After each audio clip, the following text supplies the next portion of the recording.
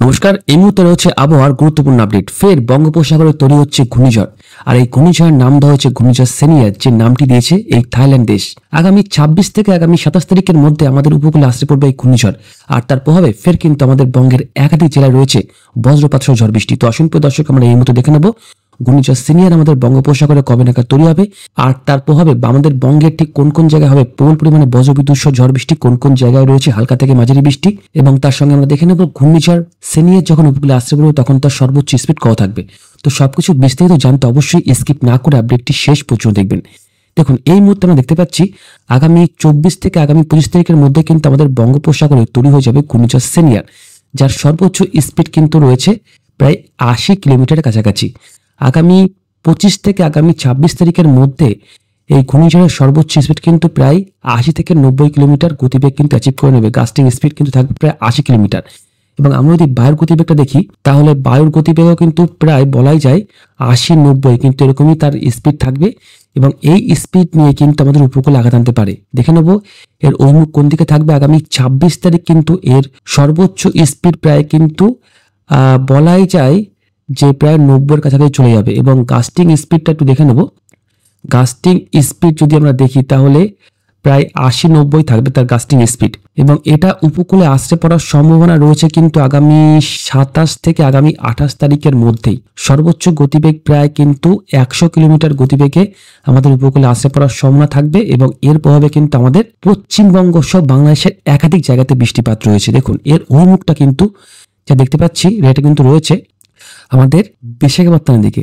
যে মুহূর্তে আমাদের উপকূলে প্রবেশ করবে সেই মুহূর্তে কিন্তু তার স্পিড অনেকটা কমে যাবে।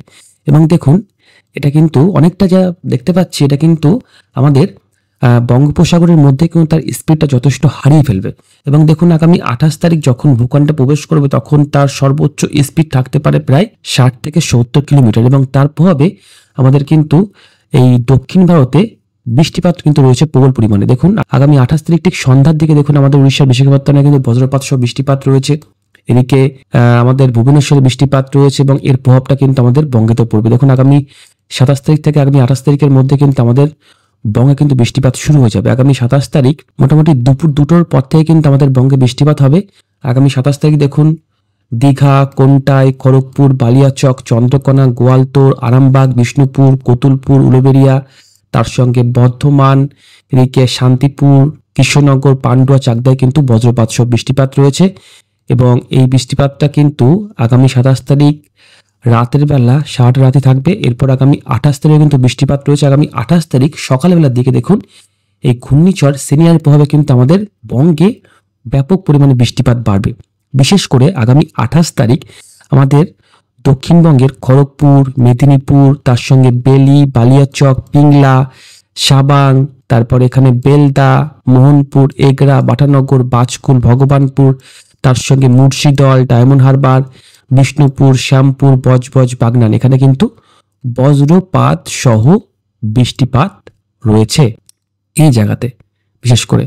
এর পাশাপাশি বৃষ্টিপাত রয়েছে আরামবাগে, এর পাশাপাশি বৃষ্টিপাত রয়েছে চন্দননগর, কলকাতা, হাওড়া, হুগলি, এদিকে আমাদের হাবড়া, স্বরূপনগর, নগরখুড়া, বনগা, বাদুড়িয়া, হিঙ্গলগঞ্জ, টাকি, গোসাবা, ঝড়খালি, রায়দিঘি, নামখানা, এখানে কিন্তু বজ্রপাত সহ বৃষ্টিপাত রয়েছে। আগামী 28 তারিখ কিন্তু উড়িষ্যার ভুবনেশ্বরে প্রবল পরিমাণে বজ্রপাত সহ বৃষ্টিপাত থাকবে। প্রায় বৃষ্টিপাতের পরিমাণ থাকতে পারে প্রায় 30 মিলিমিটার, প্রায় 30 মিলিমিটার পর্যন্ত কিন্তু বৃষ্টিপাত রয়েছে আগামী 28 তারিখ। তাছাড়া সেই মুহূর্তে বাংলাদেশের সাতক্ষীরা, শ্যামনগর, খুলনা, সিকান্দারপুর এবং মোংলাতেও কিন্তু বজ্রপাত সহ বৃষ্টিপাত হতে পারে। আপাতত দক্ষিণময় খুব একটা বৃষ্টিপাত নেই। আগামী 28 তারিখও সারাদিনই বৃষ্টিপাত রয়েছে হালকা থেকে মাঝারি, এবং রাতের দিকে কিন্তু বাংলাদেশে ঢাকা থেকে শুরু করে ফরিদপুর, শৈলকুপা, লোহাগড়া, খুলনা, বরিশাল, মতিরহাট, ফিরোজপুর, মাঠবিড়াতে বৃষ্টিপাত রয়েছে।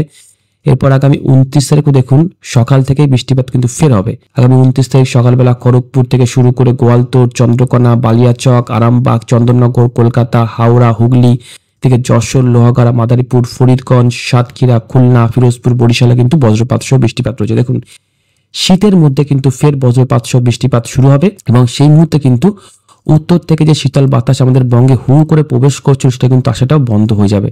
তো এই ঘূর্ণিঝড়ের কারণে কিন্তু আগামী 27, 28, 29 এই কয়েকটা দিন কিন্তু আমাদের বঙ্গে বৃষ্টিপাত থাকবে।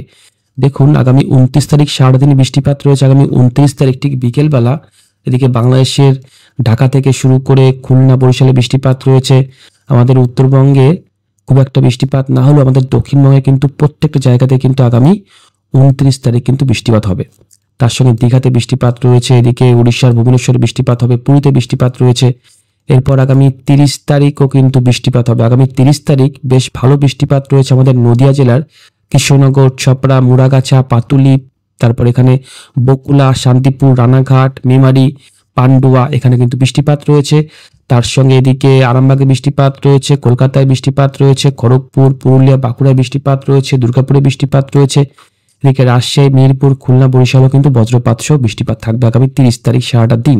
এবং আগামী 30 তারিখ সারাটা দিন বৃষ্টিপাত হবে এবং এই বৃষ্টিপাতটা কিন্তু কমতে পারে রাতের দিকে। রাতের দিকেও কিন্তু বৃষ্টিপাত হবে সেদিন। দেখুন আগামী 1 তারিখও মধ্যরাতে দেখুন সেক্ষেত্রে সিউড়ি থেকে শুরু করে বেলডাঙ্গা, কাটোয়া, শান্তিপুর এবং আগামী 1 তারিখ অর্থাৎ 1 ডিসেম্বর ঠিক রাত 1টা থেকে 2টোর মধ্যে আমাদের দেখুন নামখানা, পেশারগঞ্জ, হলদিবাড়ি, গোসাবা, বারুইপুর, উলুবেড়িয়াতে কিন্তু ফের আবারও বজ্রপাত সহ বৃষ্টিপাত রয়েছে। খুলনা, বরিশাল, ঢাকায় বৃষ্টিপাত রয়েছে, বাংলাদেশের সিলেটে বৃষ্টিপাত রয়েছে, এদিকে ত্রিপুরাতে বৃষ্টিপাত রয়েছে, এই কিছুটা কিন্তু মেঘালয়ের দিকেও বৃষ্টিপাত থাকবে এই ঘূর্ণিঝড় প্রভাবে।